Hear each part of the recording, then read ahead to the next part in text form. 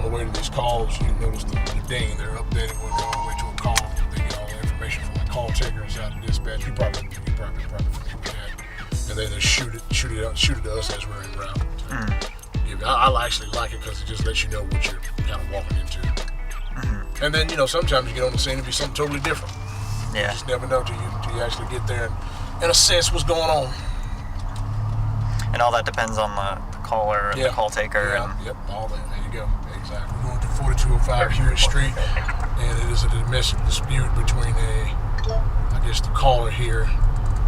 Apparently, the girlfriend is upset with him or whatever. She took his keys and cars around 3133, switch over to D2 correspondent, 3133. So we're gonna be en route to that. 3133. See what's going on with that.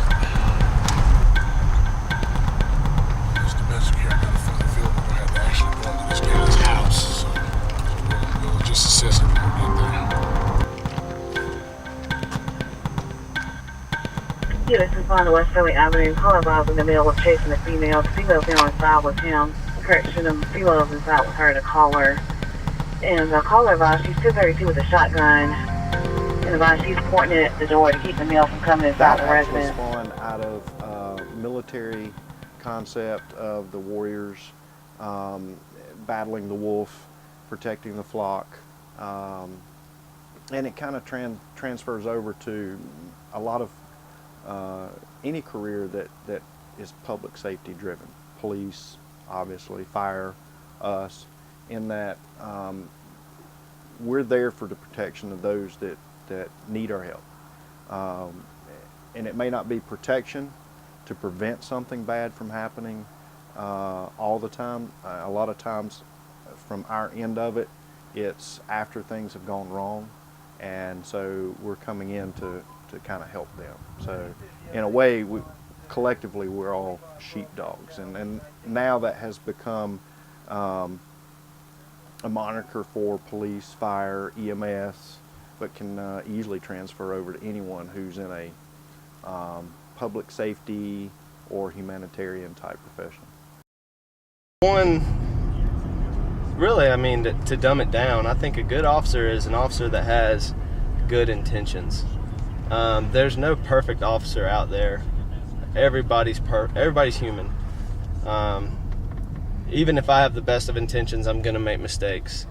There's going to be times where I say the wrong thing. There's going to be times where I might make the wrong decision and not do what should be done, what the public might think I should do. But, when we're out here in these split-second situations where we have to make a decision right away, there's no way you're going to make the right choice every time. But I think that a good officer is going to have good intentions, and I think that a good officer is going to want to help the public instead of harm the public. I know a lot of times people in the public,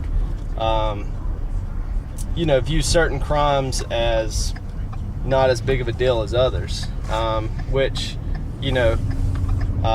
regardless of my personal opinion, we have a job to uphold the law. And so, I think a good officer doesn't necessarily go out here and pick and choose what he's going to enforce, because I think that that's where sometimes people get in their head, I guess you could say, like the stereotyping or stuff like that, because if an officer's out here only enforcing one particular law, and they're letting everything else go, then that could be deemed as unfair by the people that are getting in trouble for that one particular thing. So I think a good officer is just fair in what he does, and just tries to do his best in everything he does. Like I said, you're never going to get everything right, but just not out here purposefully doing things wrong, and not purposefully looking over things and letting things go when you could be doing something about it.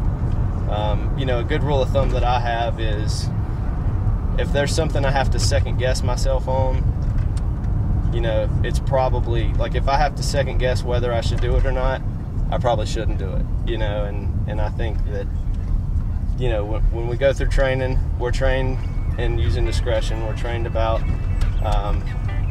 having good judgment, and I think just using the tools that you were given and just doing your best every day is really all you can ask. I'm not so quick to judge folks, not like I did that anyway. You know, they say never judge a book by its cover. But this job, you're going to run into all different types of people versus culture, race, ethnicity, socioeconomic background. And one thing about this job, you're implying the law. So you have to be on the side of the law. You have to apply the law, and it just dispels all the rest of it. And that's what I've learned. I was never really a judgmental person anyway, but this job has really taught me really not to be. The 18 years I've been out here. You have to have I call it having an even keel attitude or a mindset, because you're going to deal with folks that just hate cops. They hate you. You're in this uniform. They've got a person that went to jail or whatever, despite what they've done. People just had a bad experience with the police, and then you've got some folks, man, that just really appreciate what you do. You know, they're very open to you. So it's all types. And you have to be able to stay even and have a balance dealing with that, I think.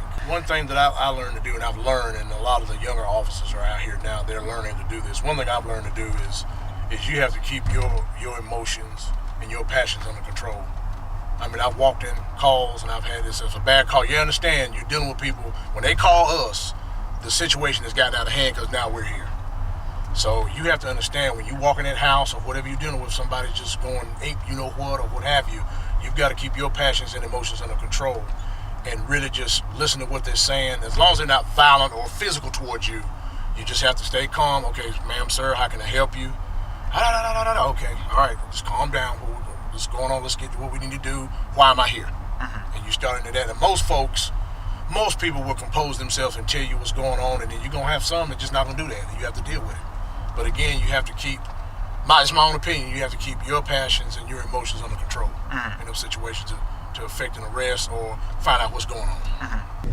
And the thing is, like, in these kind of neighborhoods, like, a lot of people, especially on a nice day and a Friday, will be out on foot and they'll be walking around. And so, you know, sometimes if you see people standing in front of a store talking to each other, it might be suspicious. But on a day like today, you know, it's really just one of those things, you know, it's not really a big deal.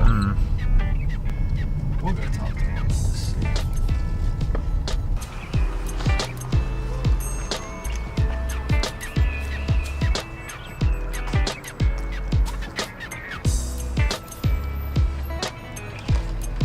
Somebody's out here drinking. Let me just throw this away real quick. It's just this beer one of those guys was drinking. I just saw that guy was over there just drinking a beer. Yeah, okay. He drove off before we got out, but Yeah. just making sure there ain't nothing Crazy. too bad. Yeah, so it's been pretty good. I think it's built up over the years. We got an attorney coming right here. Oh, really? Mhm. That's interesting. So he's trying to get some, you know, Yeah, some law-abiding citizens in the area. I got you. Well, I work this area. My name's Wes. Mine's is in that West. Nice to meet you, right Nat. here. Here's Emmett. I work this area. I come in at 4 in the afternoons. Oh, okay. So anytime after that, you know, if you see anything, even people standing over here that Okay. seem suspicious, give me a call. I will. I'll be over here. West. Yeah. Okay. That's awesome. Yeah, so we try to keep it going. I hear you. Well, I'm over here. You need anything sold or something to stop yeah, I in? try to talk to people, especially if they come outside and see what's going on. Just let them know if, you know, if I can't. I mean, people like to be informed, so, you know, if it's something that I'm able to share with them, I will. You know, there's certain calls where you just can't. But, you know, just talk to them, and who knows, you know, that lady might be the one person to save my life one day. Well, we have what we call we have a CRT teams, community response teams, and they deal with a lot of the community-based issues, like they do a lot of the service talks, they do a lot of the safety briefings around the apartments, like what we're about to do right now. We've got the flyers we're going to hand out to the hotels about all the breaking and entering of vehicles. But as a street officer, you're required to, you know, do that too. Like, I'm going to go down here and you'll see we're going to talk to some of the managers about what's going on and how they can protect the property. We're going to pass these flyers out. But it is a community-based deal because a lot of times, you're right, it's just not about beating folk up and snatching people out of cars and whatever you have to do. I mean, that's part of it. But it is a community-based deal. And I think when you have a good base with your community, it's going to help you affect those arrests. People are going to be more willing to come to you and call stuff in. If they've got somebody that's over here acting crazy or whatever's going on in their community, they're going to be more comfortable because you've reached out to them, if that makes any sense. You'll get mixed answers when you ask about the body cameras. Personally, ever since I've been out of the academy, we've had the cameras. There was a brief time in field training where I didn't wear a camera, but pretty much my whole time here, I've had one of the cameras, and I absolutely love it. There's been a lot of instances where people have filed false allegations against officers, alleging misconduct, and all they have to do is look back at the cameras, and it proves, whether what the person's saying is true or false. You don't have to sit there and try to figure out who's telling the truth, who's lying, because the camera has exactly what happened right there. So it's helped out a lot, but I think it also has helped the public because now officers are aware that they're being recorded, and honestly, I mean, nobody's going to purposefully, in my opinion, nobody's going to purposefully do something that could get them in trouble or that could jeopardize their career when they know that they're being recorded. So I think it does help the public because police officers are people too. You have bad apples in every bunch. So I think it helps in that aspect too, of holding us accountable. There's still kinks to be worked out. Like we were talking about in lineup, the battery life's not the best, so sometimes they'll die, in the middle of a shift. And so you don't always get to record every single thing. But I would say all in all, they're definitely a good thing and a step in the right direction. The video is becoming public access. I don't see that as a huge issue in my opinion. Some people might disagree with me, but I mean, the majority of the calls that we go on are in public anyways, and there's nothing stopping somebody from coming up and using their cell phone and recording the call that we're going on. So, that, in my opinion, that part of it is not a big deal. But I do think there are some exceptions to that, just like in any situation. And I think that, there's certain videos where, say, maybe a juvenile is involved, or, it might be a sexual assault case or something that's sensitive, and if the public has access to that, not as much for the officer's sake, but for that particular person, for the public to have access to that video that has them, maybe disseminating information, personal information that they don't want released to the public, I think that could be detrimental to a person.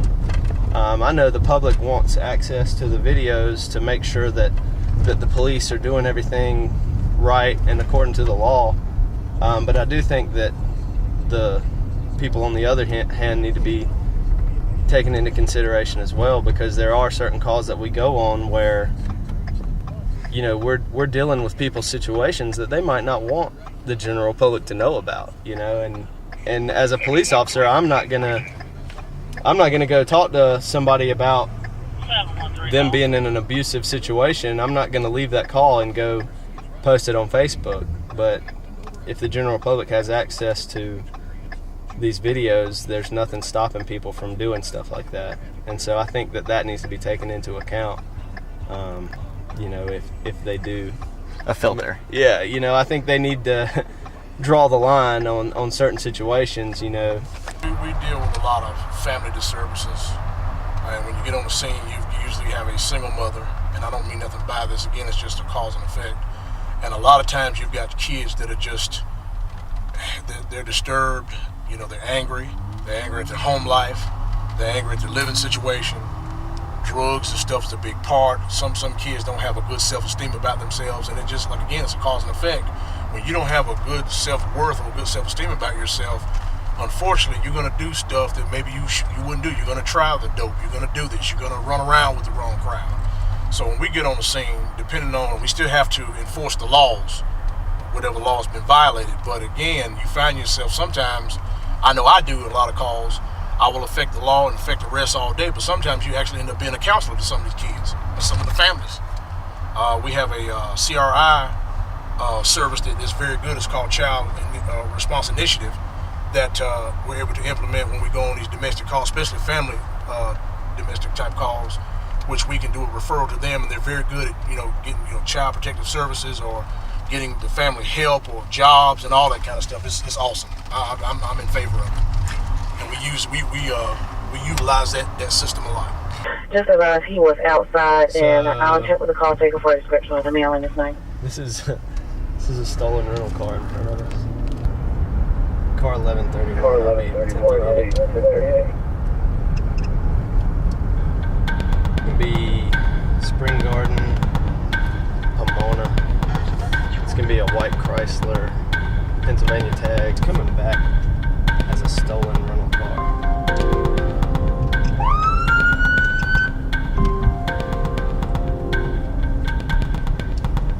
Looks like we're pulling into the PVA of the food line. What I usually do when I get dispatched to a call, I try to put it in my head, to read the notes that flash up on the computer, obviously.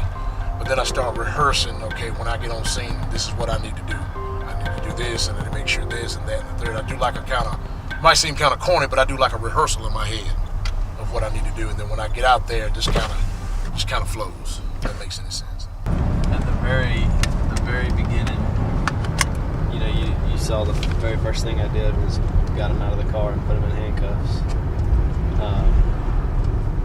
Before I even make contact with them, since the car's coming back stolen, we have enough to detain them because they're in possession of stolen property.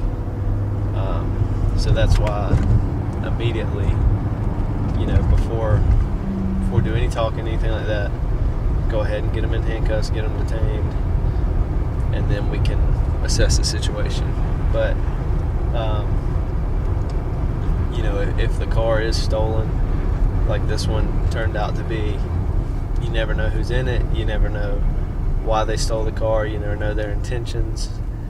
Also, it took them a long time to stop from the point where I turned my lights on, which is kind of another indicator that they might have been doing something and that took them a while to stop, trying to hide something or something. So the safest thing at that point is just to get them out first thing and go ahead and detain them, and then see what you got, for everybody's safety.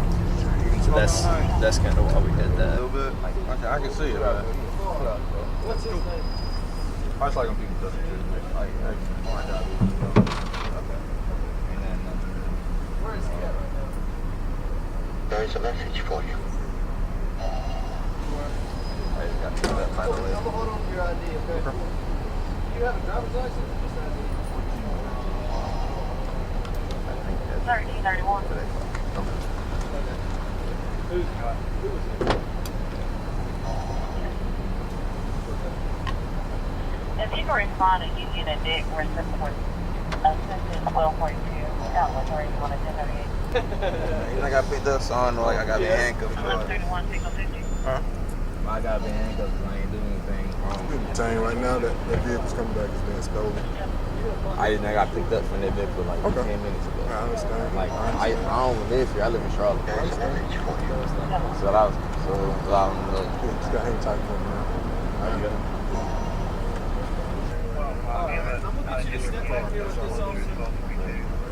Alright, man. Like, where y'all coming from tonight? There.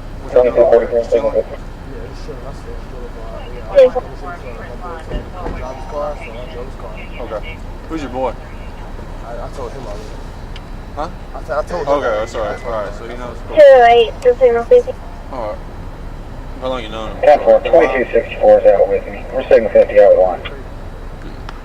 10-4.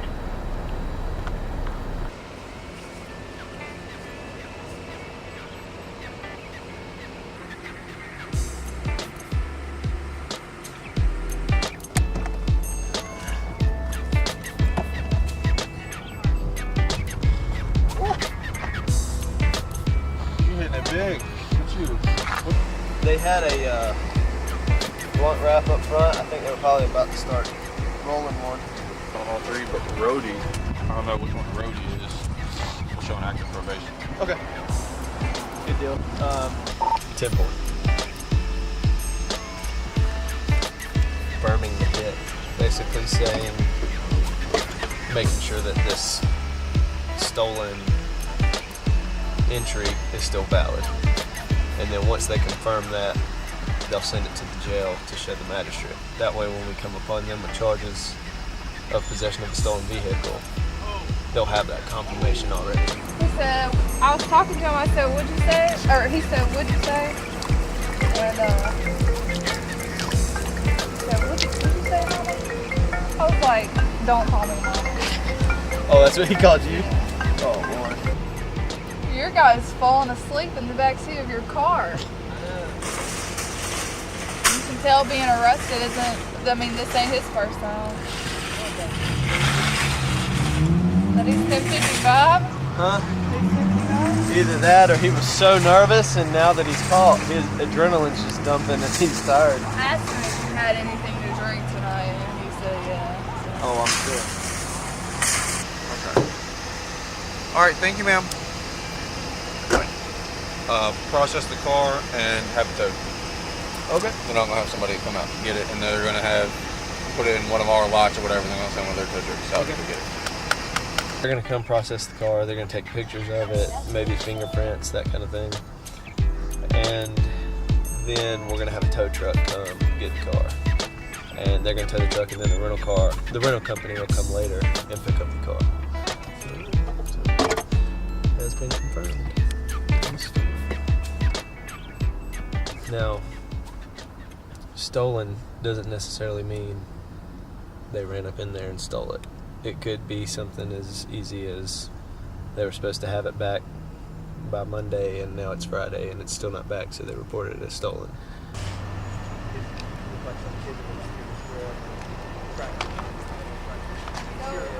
Stand right here behind the car for me, okay? What's going on, man?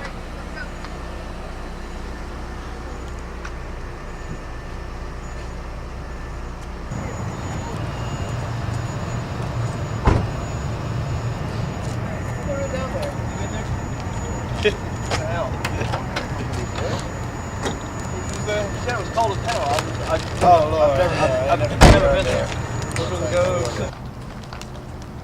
This one? Oh yeah, you're strong. Well, it's in my hand too.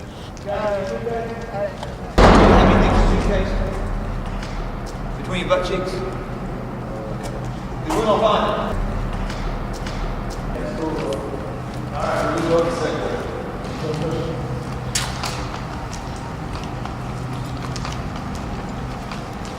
Strip search. Don't know how much cash it is, but one of y'all getting ready to count it. A little bit of crack here, So it was in his and then pants some pocket? crack here. This was in his pants. I think it came out with the money.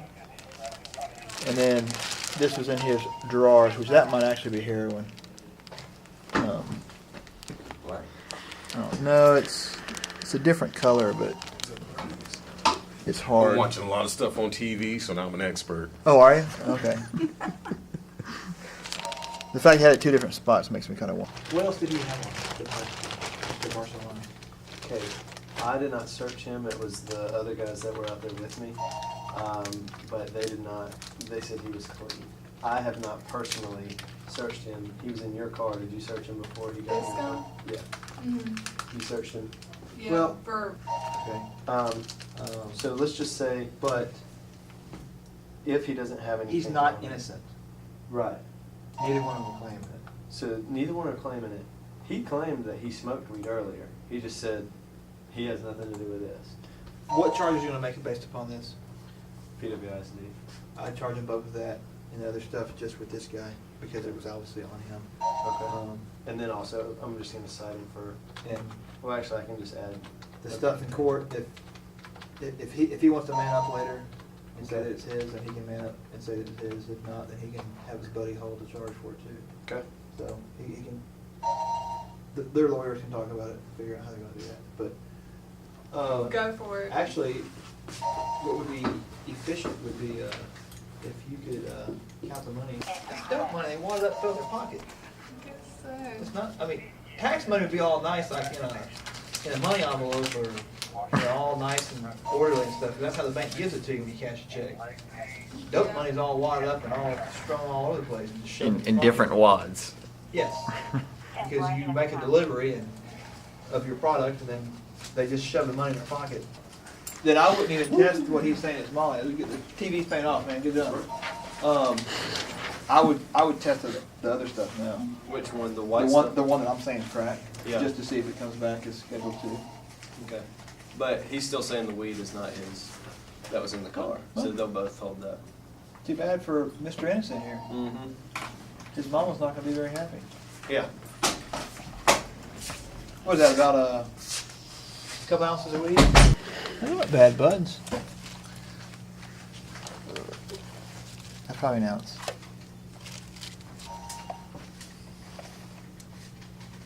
Not far off. 38. 1 ounce and 10 grams. Yeah. And then a little bit of shake. Yeah. That's from the Shake, other shake, weed that shake. he was, that's when he was pulling the weed out from the other bags, and the stuff would fall out in there when he was handing out a bud or two.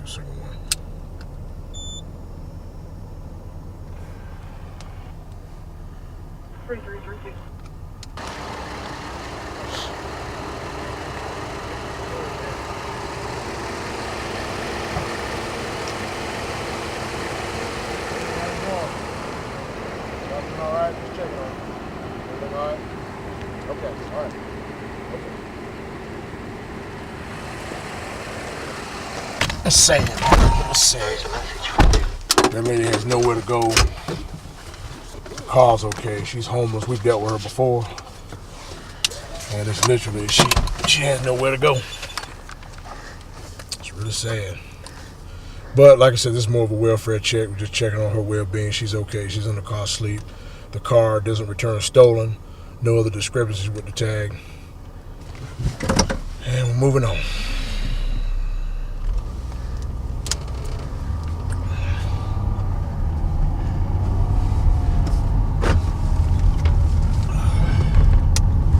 Seems more and more there's just a lot of stories of like helplessness out here. It is. It's a lot. You see a lot of that, man, with this job. A lot of people at the very worst. A lot of homeless people, displaced, disenfranchised. You know. I don't want to get all political with it, but it is what it is. You know. Then I'll be honest. A lot of folks start committing crime when we're in desperate situations like that. You know. I'm not condoning what they're doing. It's breaking the law, but again, it's a cause and effect. Go from having a good paying job to being kicked out of your residence, and then you can't feed your children, you can't feed yourself, or maintain yourself. Quite naturally, the human instinct, you're gonna kick in and do what you have to do to survive.